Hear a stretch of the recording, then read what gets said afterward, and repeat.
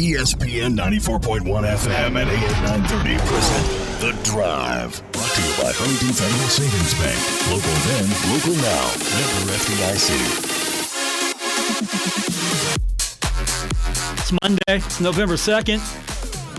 Your drive begins now on ESPN 94.1 and AM 930. I'm your host, Paul Swann. You can join the program by calling the Miller Lite phone line at 877-420-TALK. That is 877-420-8255. Miller Lite, hold true, great taste. It's only 96 calories.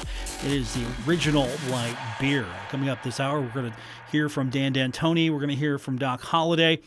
Zoom is the new craze across the country, and on a couple of those today, I'm going to save some of the basketball stuff for later this week. Actually got to talk to Jansen Williams today, and that was pretty cool. We haven't talked to him in a while, so you'll probably hear that tomorrow, but I'm going to focus on Doc Holliday's presser as coming up this week, the Thundering Herd back in action. Can you believe it? Marshall's finally got a football game, so we're going to get into that. We'll get the details from Doc later on. We'll hear from Dan, as we don't know when the non-conference schedule is going to start just yet. And we could get it tomorrow. We could get it maybe a week before it actually starts. It could be late November. It could be early December. It could not happen at all. We don't know if we're going to get a conference. We're going to get a non-conference schedule. So I don't know.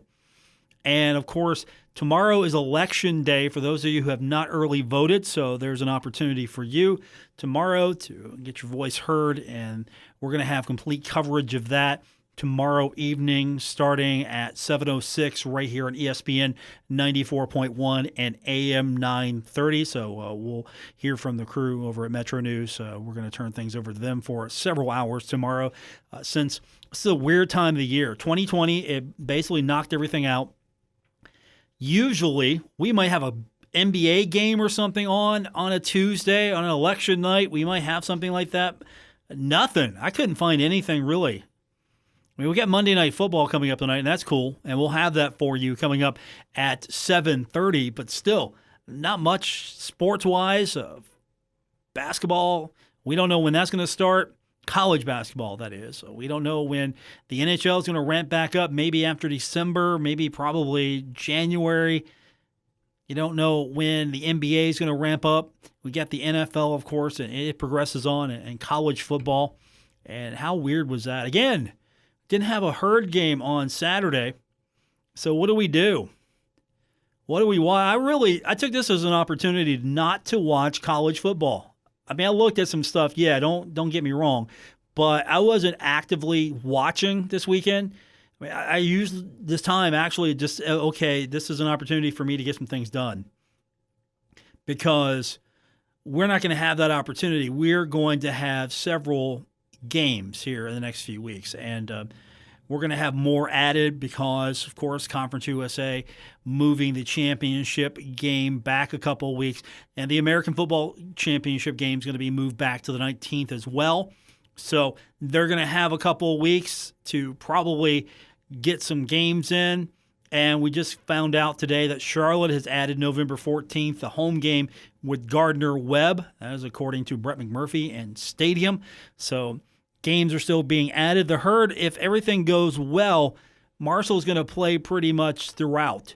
And we're going to hear from Doc Holliday in a few minutes how grateful he is, the fact that the Herd's got a game. Think of it this way. If Marshall didn't make a schedule change here, Herd would be sitting out waiting. Seriously, the Herd would have been just sitting out waiting to play on the 14th because the way the schedule was set up originally. But now Marshall can play and don't have to wait several weeks before they play again. So UMass coming into Jones C. Edwards Stadium, Thundering Herd remaining ranked. And by the way, you don't play and you're ranked even higher. You're ranked 16th in the AP. You're ranked 15 in the coaches poll. So you're ranked even higher now. Thundering Herd should maintain those rankings. I believe UMass will not give Marshall much of a fight. I mean, they'll come out and play, but they're not going to be really. I mean, I saw the line earlier. It looked really big. I don't know if that's going to hold, but I mean, here again, another situation where you got a team, not much film, if any, and so you're going back and you're going to hear, I'm just going to preface this now, Doc's got to go back again and look at film from other teams and coaches, what their tendencies are, trying to piece this together and figure out what kind of team is coming in. And ultimately, at the end of the day, Marshall's got to play its own brand of football, dictate the pace, set the tone, and do all those coach cliche things to win this game. I mean, plain and simple. So that's what we've got coming up. And, of course, later on, we're going to hear from Dan D'Antoni, talk basketball. Because, again, we don't know. It could come out tomorrow, and we could be talking about games all throughout the month of December, maybe late November, or we're just waiting until December 31st, New Year's Eve, and the day after, on January 2nd, to talk about those games at La Tech. And honestly, right now with the landscape, how the virus has progressed, and certain areas of the country are worse than others, and I'm going to be honest with you, some schools are doing it better than others. Some are doing everything they possibly can, and still they're having problems with the virus right now. I mean, you could see basically your conference slate, and that's it. That could be across the board for the most part. Conferences decide, okay, only conference games, conference tournament, and get into the tournament that way. I mean, it's not a bad plan for this season, and you still get several games. Sure, you miss out on those money games. You miss out on those marquee matchups. You miss out on all of that, and now that you're seeing several tournaments being thrown by the wayside or at least not being played, because, again, it comes down to testing protocol and how much is too much for you in your particular situation. If you play Marshall, you got to test 3 times. If you play Marshall and you're coming to Jones C. Edwards Stadium, you are testing 3 times. You are adhering to the Conference USA protocols. And you're going to hear a little bit about that. Doc talks about that, but that's the standard. And same thing with basketball.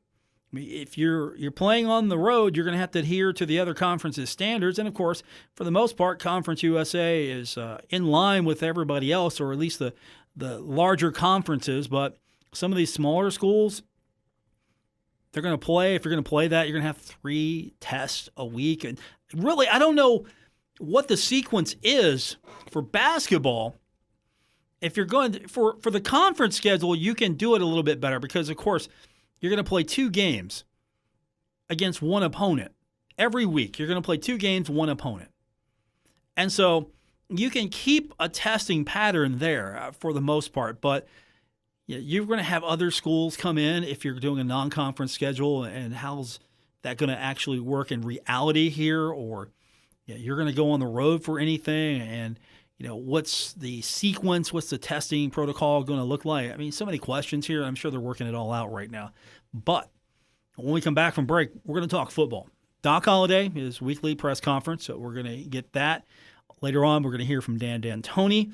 We'll work your phone calls in later on in the program as well. Hey, it's also a good day for me. We haven't talked about it yet because, well, I'm not used to it. The Bengals won yesterday. The Bengals get a victory over a team with a winning record, beating the Tennessee Titans. Joe Burrow's getting better. At one point, the Bengals were getting into the red zone and actually scoring. They were generating turnovers. And they put together an offensive line with a bunch of guys that I could probably grab here from the office pool over here, the radio corps. I could grab some guys over here in some cubicles, and we could have, on paper, been as effective, and the offensive line did its job. Joe Burrow was better protected than he's ever been as a Cincinnati Bengal. I was worried that he was going to be murdered on the job and have his career over before it even began, the way they were not protecting him. And so, much better performance. I was actually happy. I got to sit down, watch a football game, and be happy about it on Sunday. And the Browns lost, by the way. Ravens lost too. Sorry, the Steelers won. Can't do anything about that. But, hey, the Browns lost, the Ravens lost, the Bengals won. Pretty good day. I enjoyed it. So, who day? Doc Holliday when we continue, coming up on this edition of The Drive on ESPN 94.1 and AM 930. You're listening to The Drive with Paul Swann on ESPN 94.1 FM and AM 930.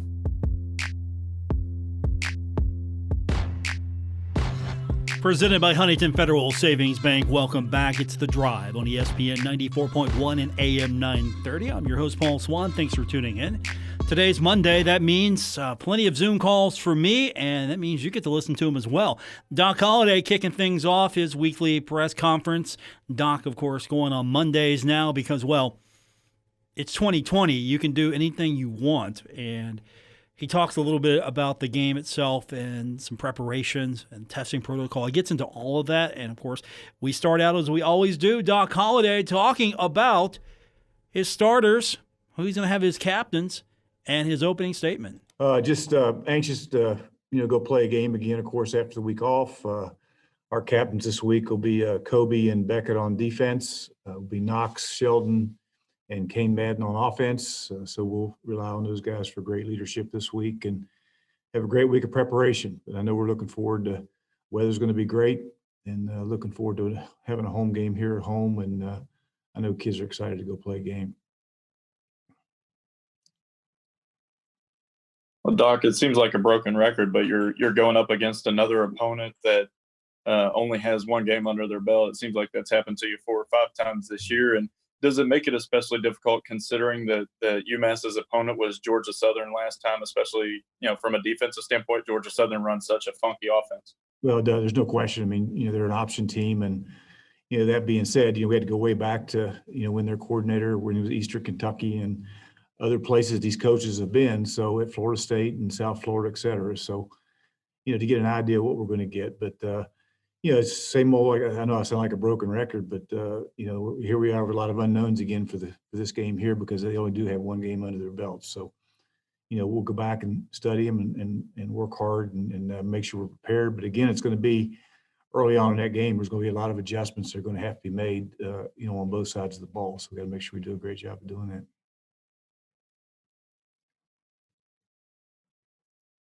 What did you see?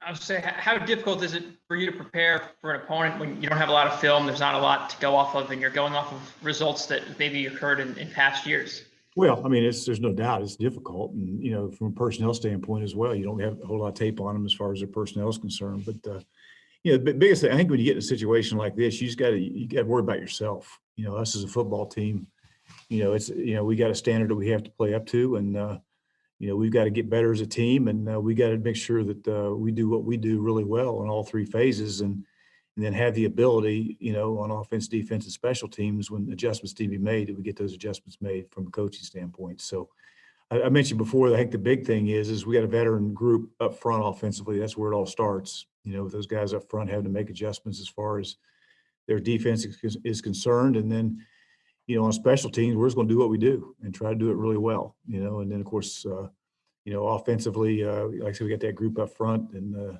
we just got to, like I said, line up and make sure that we're prepared and ready to go and able to make adjustments when we have to.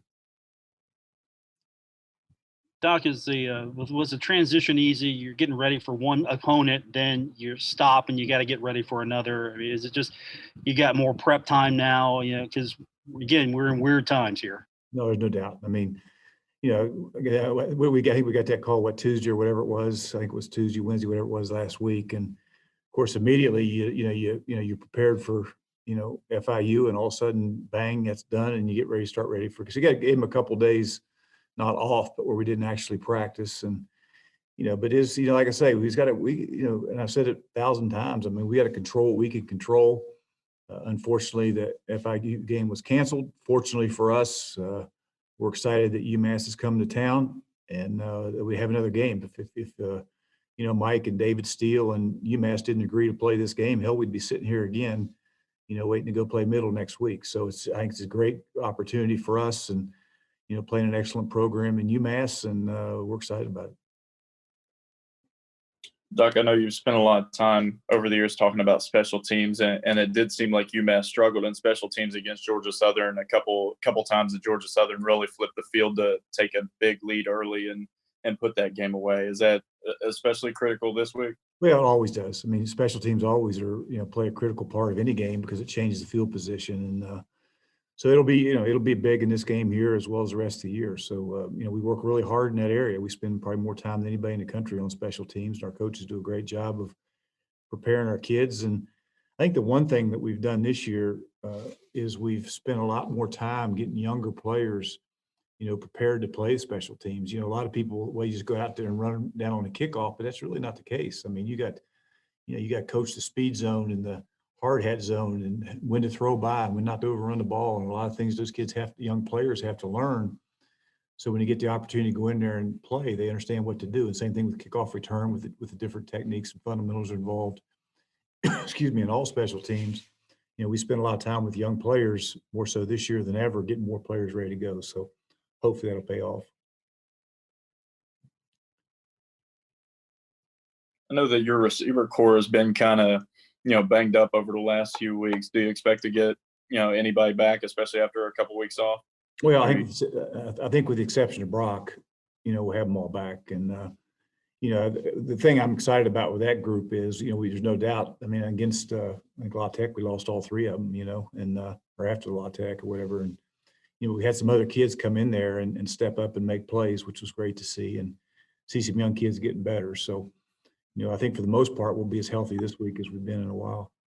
I got two questions for you, Coach. One, what do you see in the UMass tape that is a challenge, and how difficult is it to prepare for them? Well, I think number one, they deserve an awful lot of credit because they've totally revamped that roster.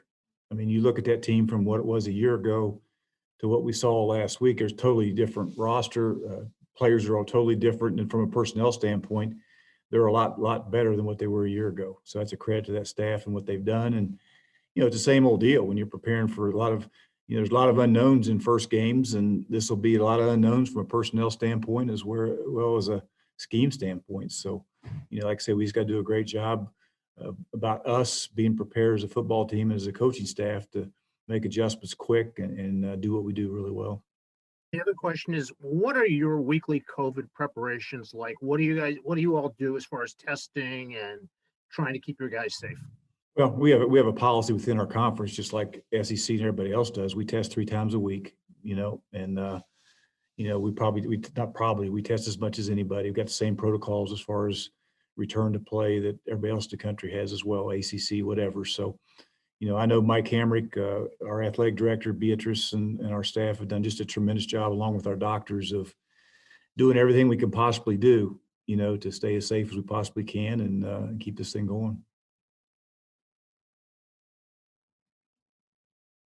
For the most part during your tenure, it's been, 3-4 non-conference games and then roll into conference play, and it's conference basically throughout the rest of the season. Is there any type of difficulty going from conference play and being in that mindset to go in non-conference? There shouldn't be with our football team right now. I mean, we got really high expectations and standards and goals. And, I think, I think this year, Grant, I think our kids are just so damn happy when they get the chance to play a game. I mean, they're excited, when they get a chance to play. And this Saturday, we got another opportunity, and I'm sure they'll be excited to go play again. So, they've had a week off and they're ready to go again.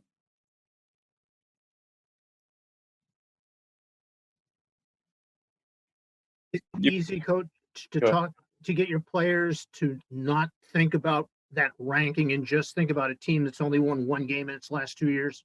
Well, I think number one, I tell our kids every week, every week, you guys are going to pick up the paper or whatever you pick up, and ESPN, whatever, and somebody's going to get beat that shouldn't. I mean, it happens every weekend. It happened last weekend. It's going to happen this weekend. You got to make sure it's not you. And if you got a mature football team, there's no question the most prepared team always wins. And that being said, we got to make sure that we're the most prepared football team. And I guarantee you, any player that this game you can't play by going out there and just kicking off the ball or whatever. You better be prepared to play the game or you get beat. And we do. Hopefully, we'll do a great job of making sure our kids understand that.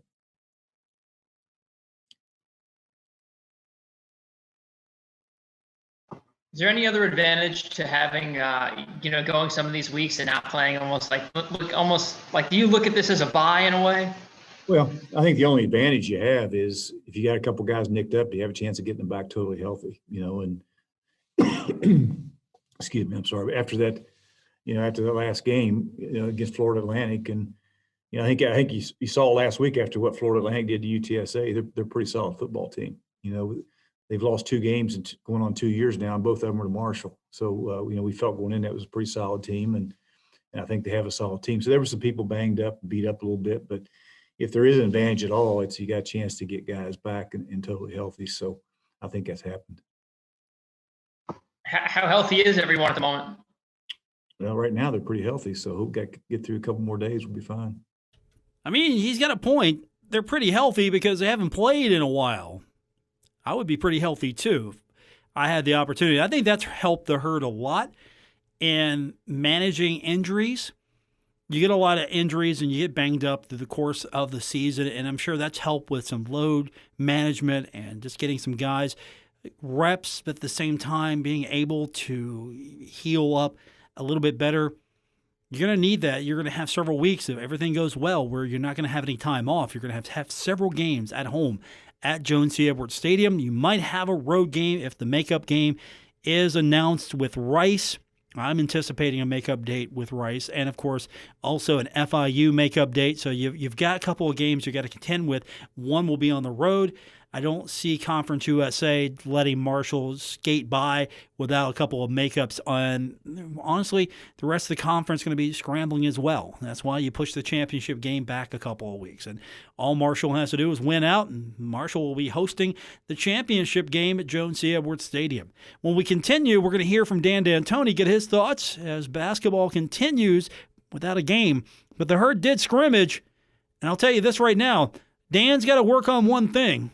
The D is missing from D'Antoni. We'll talk about that when we continue with today's edition of The Drive on ESPN 94.1 and AM 930.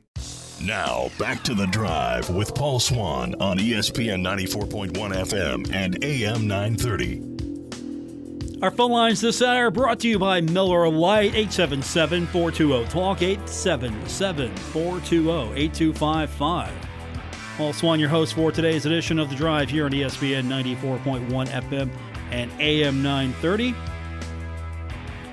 We've got Dan D'Antoni coming up here in just a moment. We'll get his thoughts and his presser. Thundering Herd basketball, we think will get underway sooner than December 31st. Don't know, however, just because of the fact that this non-conference schedule has not been released. It's going to be a fluid thing. I have no idea if the 54 versions of it that I have glimpsed at will be even close to what it really looks like. So right now we're just up in the air as far as the non-conference schedule is concerned. The conference schedule, however, looks pretty locked as we start things December 31st and January 2nd at La Tech. So Dan D'Antoni starting to get accustomed to these weekly get-togethers. Here's Dan talking about his team getting ready for whenever the season starts in his weekly Zoom meeting, and keep an ear on how the scrimmage went. We can't attend these things, so we're going to have to take Dan's word. And one thing's certain, the team can score.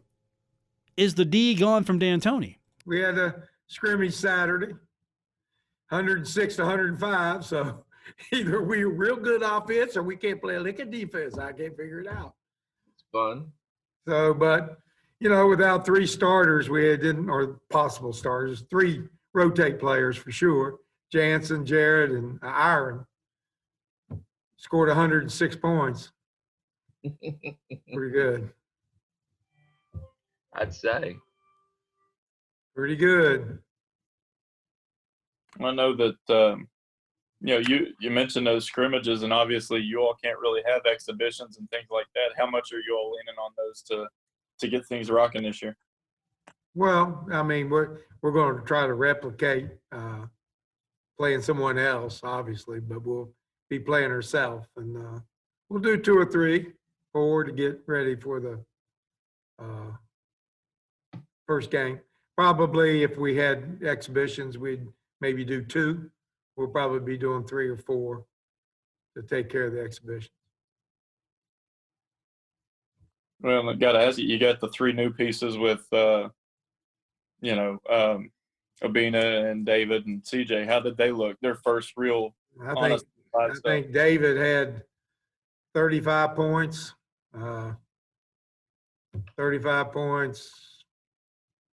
8 rebounds, 7 steals, not 7 steals, 7 assists. Pretty good. Abina had 21, 11, and 7. Tavion was Tavion, very efficient, had 20-some points and 9 or 10 rebounds and 7 or 8 assists. Andy played a real good ball game, didn't shoot it well. He was 1 for 10 from threes, but he was 5 for 7 from twos and was really good at speeding and propelling our offense. They all, George was, had 18, 19 points. When you score 106, you only had 6 players on one team, 6 on the other. So, when you have that fewer players play in a 105, 106 game, everybody's got nice offensive stats. So we'll see how that translates. Did you say Obina had 7 block shots? How many? I don't, right off the hand, I think that was 7 block shots. Yeah. Well, talking about Abina a little bit. You've seen for the last 2 or 3 years, state tournament, the energy level that he brings and the excitement that he sort of brings to a crowd at the Charleston Civic Center. What type of energy does he bring to a high motor team like yours? Well, the good thing about him is he's a student of the game. So he is constantly learning. He picks up really easily from the coaching. He can adjust and adapt to his play, to what's called for and what's needed.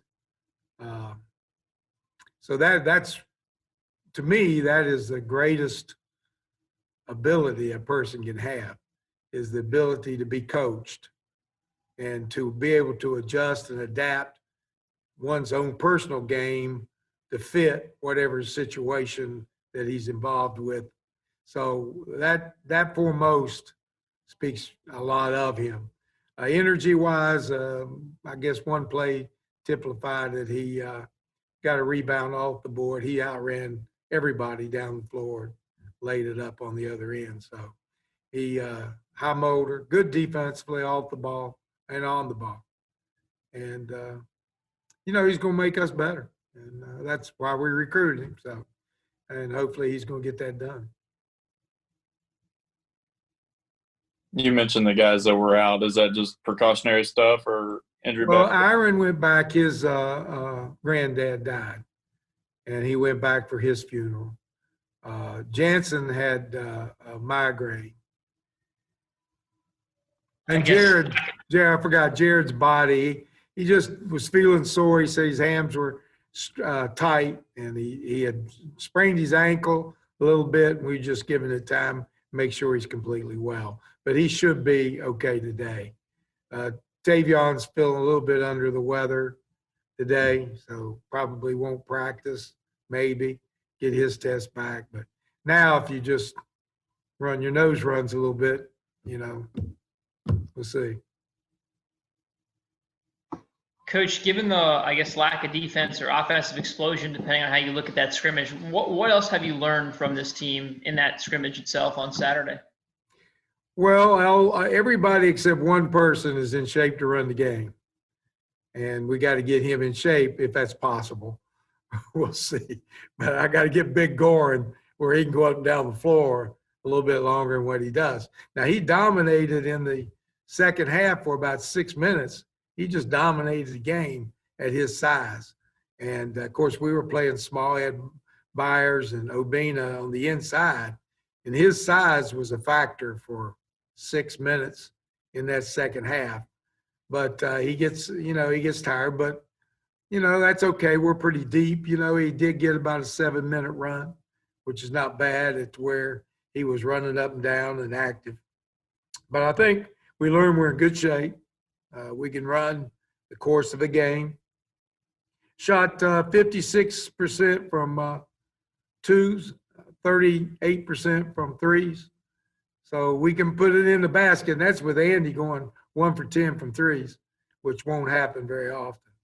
And so we put the ball in the basket when we had to, when you're open.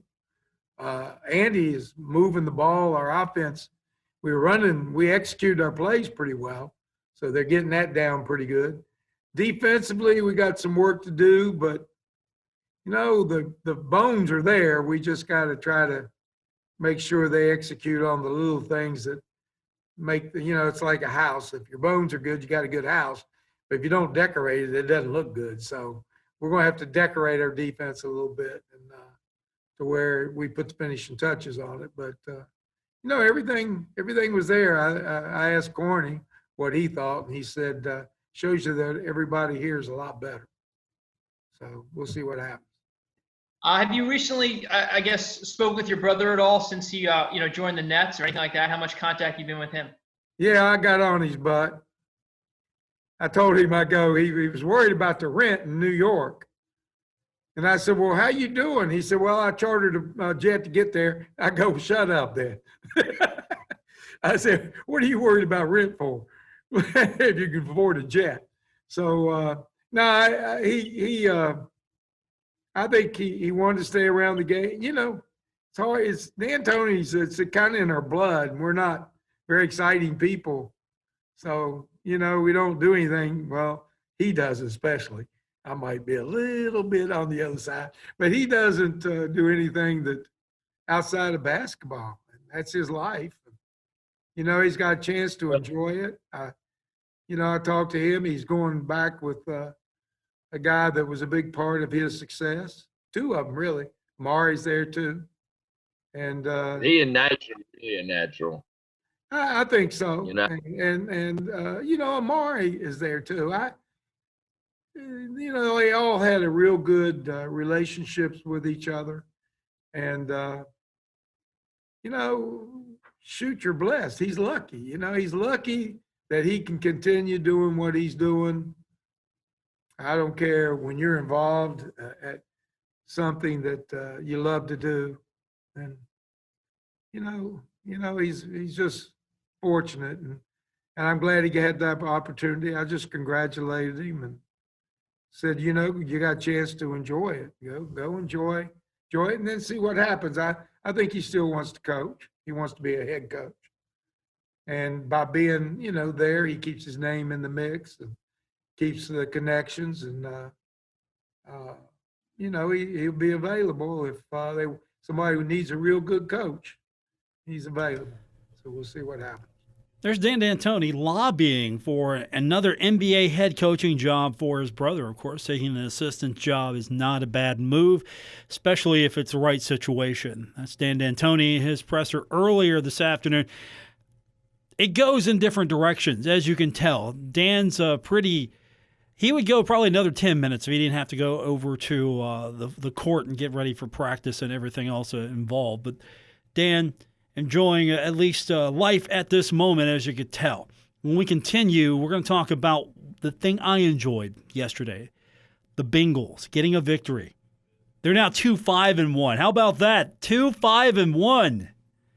I know it's the little things, right, that make you happy. That's one of them. We'll talk about it when we continue on today's edition of The Drive on ESPN 94.1 and AM 930. Buckle up. Paul Swann has the wheel on The Drive, ESPN 94.1 FM and AM 930.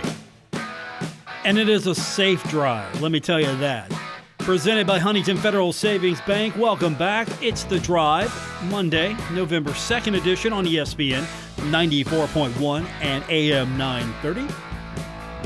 Yesterday, if you watched the Bengals game, you had Sunday ticket because it wasn't shown locally. But, of course, we got you covered. We have the Bengals for you every Sunday, or the rare Monday, or the rare Thursday matchup. We have it for you right here on ESPN 94.1 and AM 930. How many of you got the free NFL Sunday ticket? If you got DirecTV, how many of you got that letter? I got that letter. And I've been fortunate because yesterday you had the Browns on, you had the Steelers, Ravens, and the poor Bengals, odd team out, but it was a good game. I got to watch it. I saw Joe Burrow look better than last week. I thought Joe Burrow, he's showing why he is a home run for the Bengals. If they can find weapons for him, they being the Bengals, if the Bengals can keep him upright and find a solid defense, I think Burrow is going to be able to lead this team back to respectability, winning seasons, heck, playoff runs. You don't know. He was pretty good. I thought he was pretty good in that game. 26 of 37, 249 yards, 2 touchdowns, no interceptions. That's important. And you got an offense that doesn't have Joe Mixon, so you can't use that as your safety valve. Giovanni Bernard, I thought that was a good game. I thought the relationship between Burrow and T. Higgins, that seems to be growing well. I mean, he's becoming a favorite target of his. And when you have a quarterback that goes out when the play's busted and makes good decisions, remember, he extended some plays, especially first quarter. It was 3rd and 5, and you see Burrow scrambling, and he just lofts a pass, just throws it up there, and he finds T. Higgins, 24-yard gain. That's the thing that you want to see from this team. You want to see the quarterback change the dynamic, and that's what Burrow's been able to do. I mean, this kid's a winner. This kid's a winner, and this is probably the toughest stretch of his career, but it's the phase in which you get ready. Welcome to the NFL. You get introduced to the NFL, and at the same time, I think he's making the team better. And that offensive line, where were these guys? Who were these guys? You put together this thing piecemeal last minute, like, okay, here's who we got. Here's your job. Keep this guy upright. Make some holes for the running backs. Can you do that? And I thought the offense, I mean, this is not a game against a bad team we're talking about here. This isn't like the Philadelphia Eagles here. This isn't like the Washington Redskins. You're not playing bad teams. You're playing a team that lost once. Tennessee Titans are a pretty good team. And they got their yardage on the ground. Don't get me wrong. There were some times where you thought, okay, this thing could fall apart, but the Bengals held their composure. They went down to the red zone. They made plays. They got scores. How many games have they lost that have been tight? You think, oh, wow, they should have had that. If only this, if only that. They should have had that. The record could be a lot better. I mean, this team, record-wise, could be a lot better than it is. It's okay, though. You're moving toward the future. You're trying to build this team into a contender and take some pressure off right now, because you're sitting here thinking, okay, when do you start seeing some positive results here? And, hey, some guys showed up, too. Auden Tate, that was a great performance. Where'd that come from? 7 targets, 65 yards, had a 15-yard grab at the end of the game.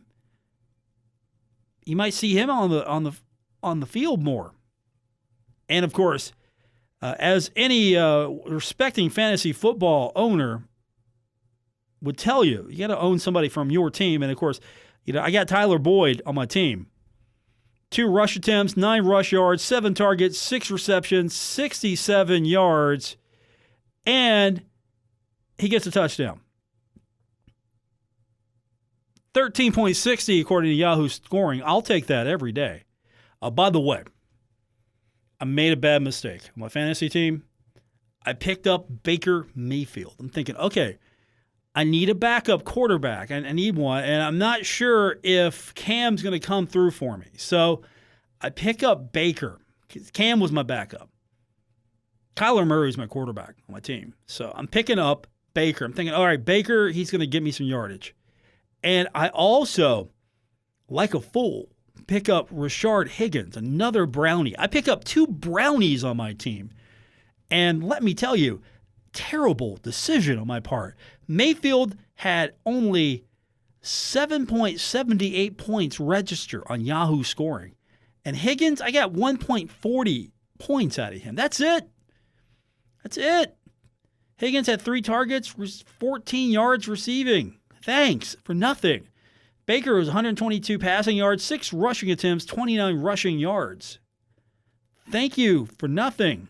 It all gets back to normal next week because, well, I get my quarterback back for next week. Again, I wisely picked Kyler Murray. It's turned out okay for me. You know why? You know what his season rank is on Yahoo? 1. I'm doing all right. My team's not too terrible. I picked up a couple of weeks ago Travis Fulgham. It's been a good pickup for me on fantasy. My wide receivers are coming through for me, really. Tyreek Hill had a great game. I was a little worried about Allen Robinson II. He came through for me.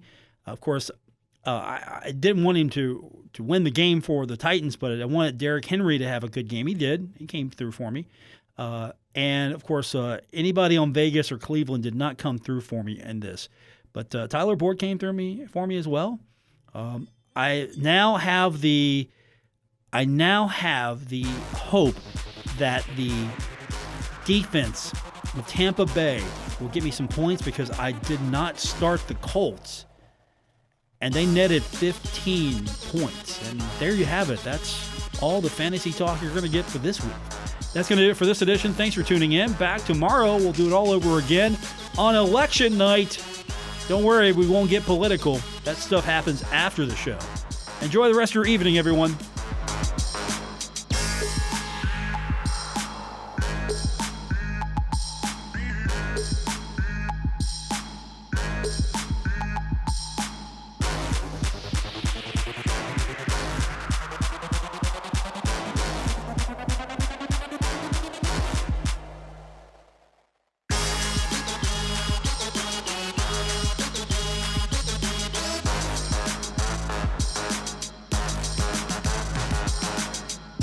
WRBC Huntington, W227BS Huntington, your flagship home of the Marshall Thundering Herd and The Drive with Paul Swann, ESPN 94.1 FM and AM 930.